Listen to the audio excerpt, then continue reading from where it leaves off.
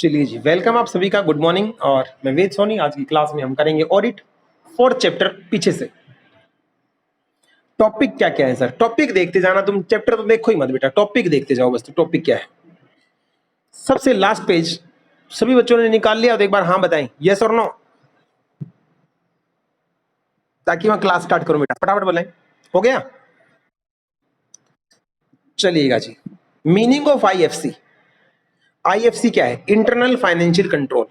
Sir फिर आईसीएफआर क्या है? Internal control over financial reporting. Sir ये तो दो वर्ड लिख दिया आपने। एक वर्ड आपने बोला आईएफसी और एक आपने बोला आईसीएफआर। सर दोनों एक ही बात है क्या? एक ही है, बस थोड़ा सा अलग अलग भी हैं ना। एक कह सकते ना अलग अलग कह सकते। सर बताओ, आईएफसी की फुल फॉर्म है internal financial control. F for financial, I for internal, internal financial control. Kritika आप एडमिट हुई है। और आईसीएफआर क्या है? Internal control over over financial reporting. अगर तुम्हें इन दोनों की फुल फॉर्म याद होगी तो मैं आगे समझाना स्टार्ट करूं। फटाफट बताएं बेटा, आईएफसी की फुल फॉर्म क्या है?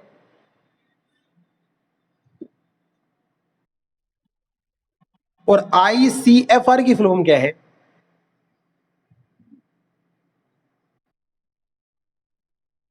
बहुत बढ़िया, शाबाश।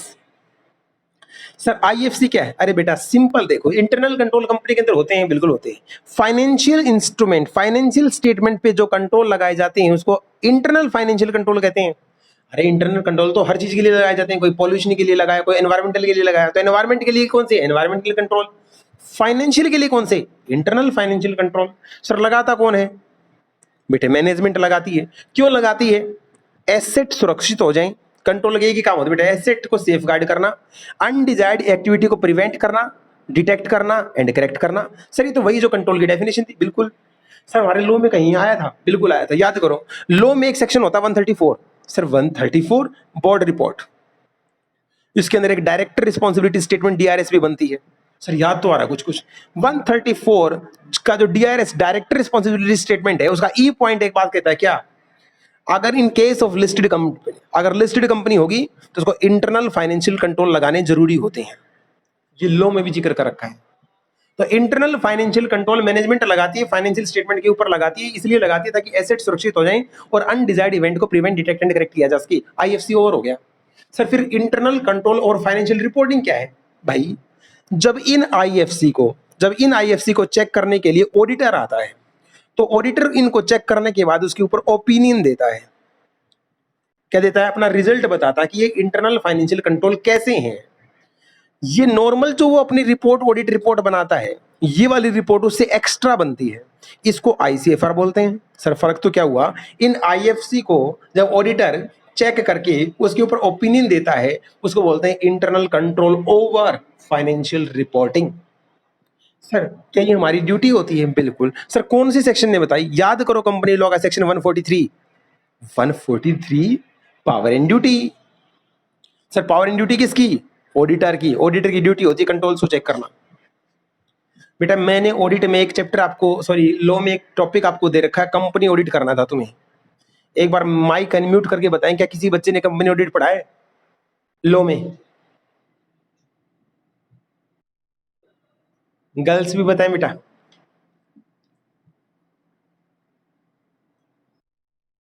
कंप्लीट कर लिया क्या?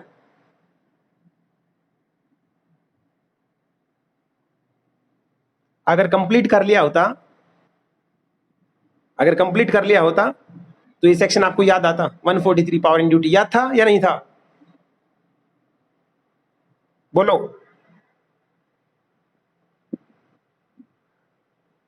बोले बेटा, है याद है? खत्म है, तुम्हारे रिस्पॉन्स तो आता नहीं, छोड़ो। देखिएगा सेक्शन 134 बोर्ड रिपोर्ट डिफाइन करता है इंटरनल फाइनेंशियल कंट्रोल क्या होते हैं। वो प्लान एंड प्रोसीजर कौन लगाती है? एडॉप्टेड बाय मैनेजमेंट या कंपनी। क्या? ताकि ऑर्डरली एंड एफिशिएंटली बिजनेस चलता रहे। कंट्रोल इसीलिए तो लगाए जाते हैं ताकि एसेट सुरक्षित हो जाएं, फ्रॉड एरर प्रिवेंट भी हो जाए, डिटेक्ट भी हो जाए, करेक्ट भी हो जाए। यही मैंने बताया था। आईएफसी, आईएफसी हो गया हमारा।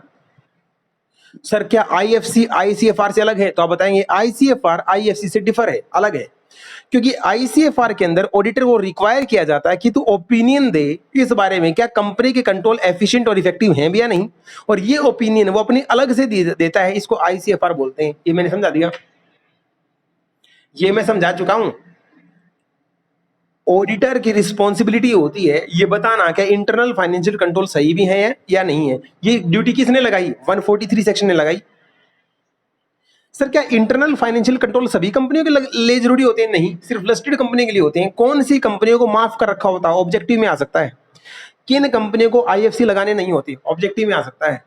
छोटी कंपनी, सर कौन सी कंपनी? 1% कंपनी के अलावा जिस कंपनी का टर्नओवर 50 करोड़ से कम है और साथ में एंड लगा हुआ है जिसकी बोरोइंग 25 करोड़ से कम है, टर्नओवर 50 करोड़ से कम और बोरोइंग 25 करोड़ से कम है, या 1% कंपनी और स्मॉल कंपनी है, सारी कंडीशंस अगर पूरी होती हैं तो उसको आईएफसी लगाने की जरूरत नहीं होती। Topic over.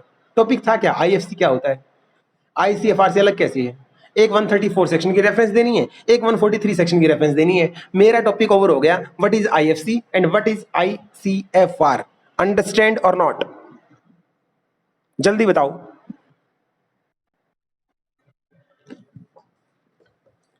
पीछे चलो।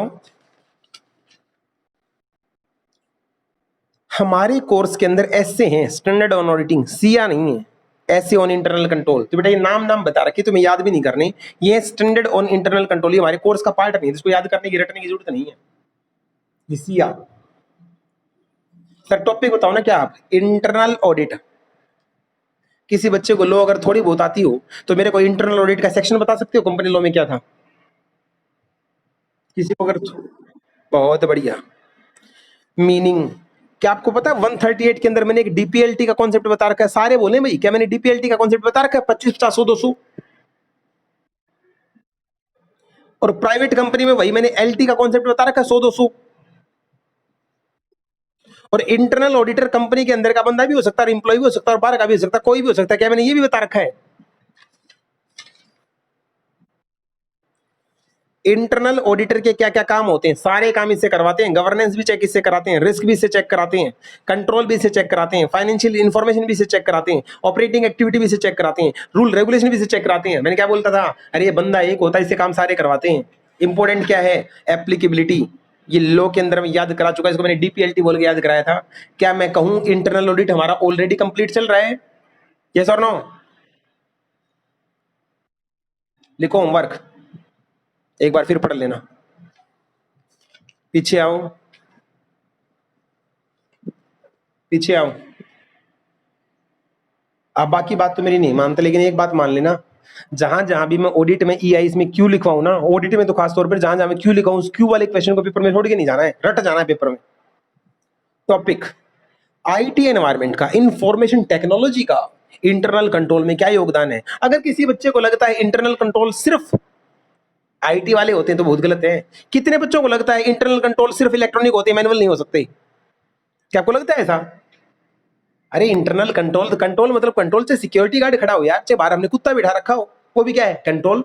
तो किसने कहा है कंट्रोल हमेशा आईटी वाले होनी चाहिए? कोई जरूरी नहीं।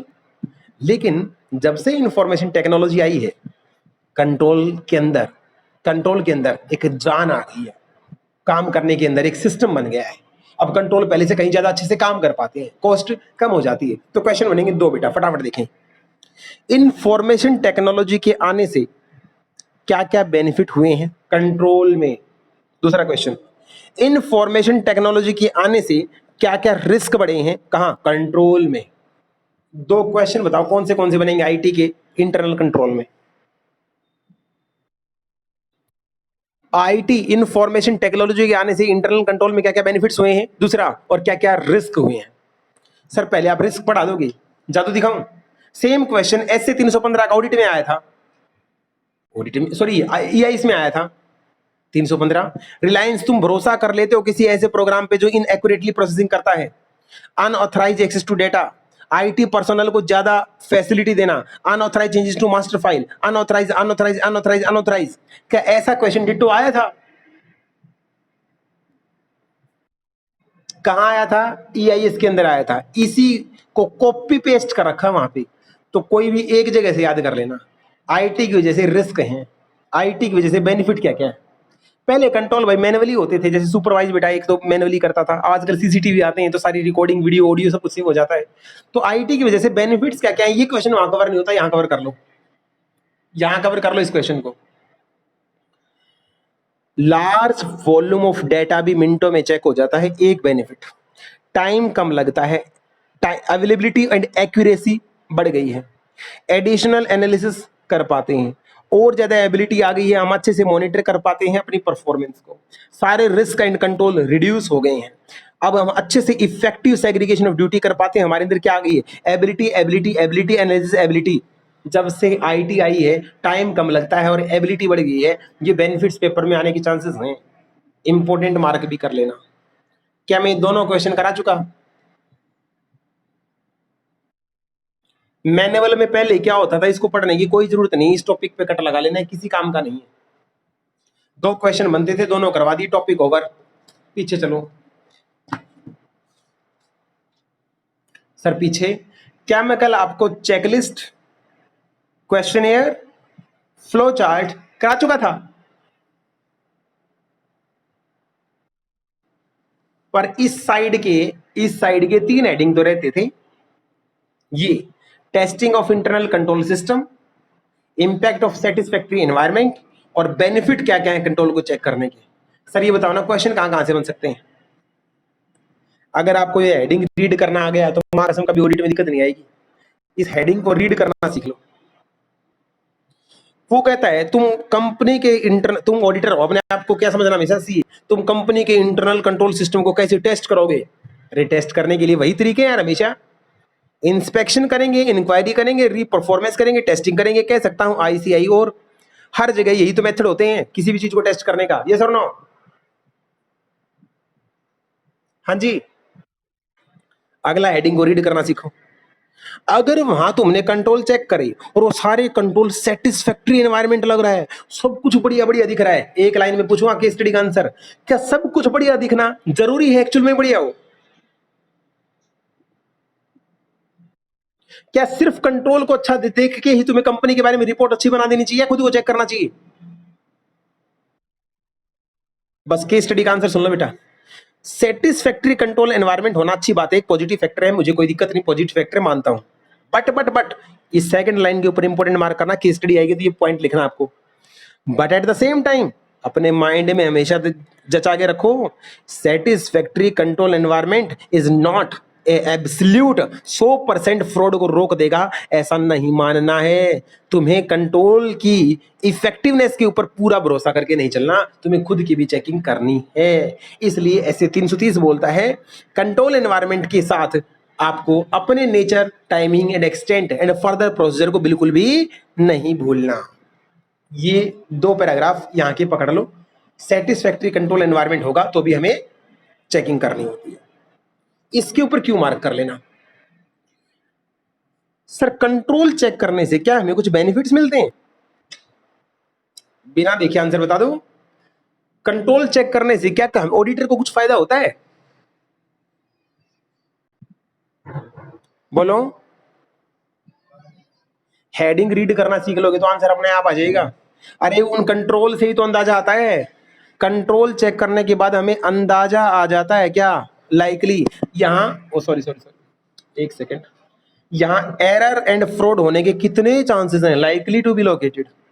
यहाँ का इंटरनल कंट्रोल पे विश्वास करना है या नहीं करना, यहाँ की इंटरनल ऑडिटिंग डिपार्टमेंट सही है या नहीं है, यहाँ के एडमिनिस्ट्रेटिव कंट्रोल सही है या नहीं है, यहाँ की मैनेजमेंट अपने फंक्शन को अच्छे से डिस्चार्ज कर पा रही है या नहीं कर पा रही है, यहाँ की रिपोर्ट के ऊपर विश्वास करना है या नहीं करना, यहाँ इन डेप्थ एग्जामिनेशन करनी है नहीं करनी है। अरे क्या करना है, अरे क्या नहीं करना, अपने एनटीई कैसे डिसाइड करता हूं, जब कंट्रोल को चेक कर लेता हूं। तो कंट्रोल के बेनिफिट्स अगर पेपर में आए तो गरिमा फटाफट बता, इंटरनल कंट्रोल को चेक करने के बाद तुम्हें क्या बेनिफिट मिलते हैं, तुम्हें क्या अंदाजा आता है?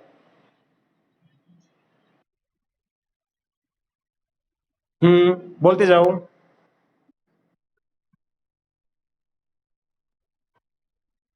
होने के चांसेस हैं भी या नहीं है? उनकी रिपोर्ट पे भरोसा करना है या नहीं करना, उनकी मैनेजमेंट,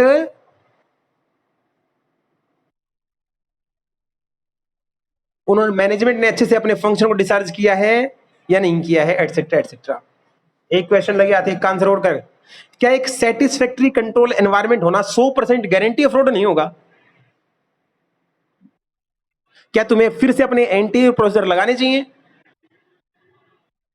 शाबाश। नेक्स्ट क्वेश्चन भी तू ही बता, इंटरनल कंट्रोल की टेस्टिंग करने के लिए कौन सी मेथड लगाएगी?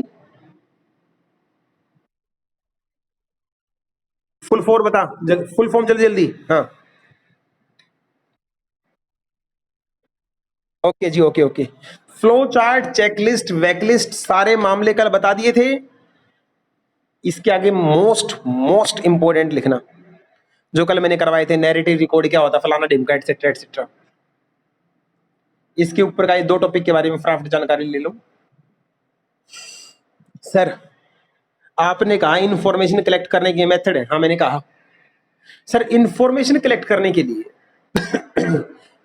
अरे कहीं भी कुछ भी चेक करने के लिए, कहीं भी कंट्रोल चेक करने के लिए कंपनी के बारे में पहले जानना जरूरी होता है।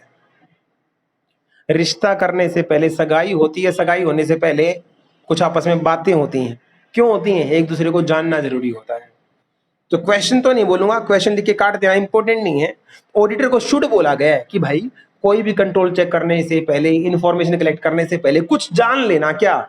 उनके बिजनेस के इंपॉर्टेंट फीचर्स क्या हैं, वो किस टाइप की कंपनी काम करती है, उन्होंने कौन सा सिस्टम फॉलो कर रखा है, उनके कंट्रोल का बेस क्या है। मतलब बेसिक जानने के बाद ही एडवांस काम करना है। एक लाइन में बोलूं, पहले बेसिक जानना है, बाद में ही एडवांस काम करना है। ऊपर कुछ भी नहीं था, मतलब बता रखा है, सारा टॉपिक हो गया ओवर। सर ये टॉपिक अब आ जाओ, अब आ जाओ तुम। इंटरनल कंट्रोल मैंने करा दिया था। मैंने आपको याद करो 2 फेज बताए थे, मैंने चैप्टर स्टार्ट करवाया था 4.9 पेज से। सर पहले वाले पेज कहां गए? 1 पेज से लेके 8 पेज तक, 1 पेज से लेके 8 पेज तक ये अलग फेज है, ये अलग फेज है। ये सारा रिस्क के बारे में बात करेगा।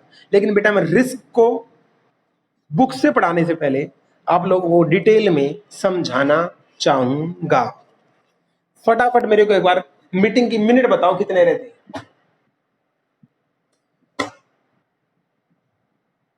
हाँ जी, मीटिंग की मिनट्स कितनी रहती हैं?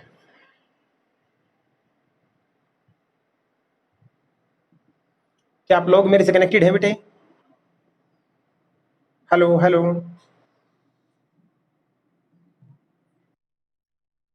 है जी?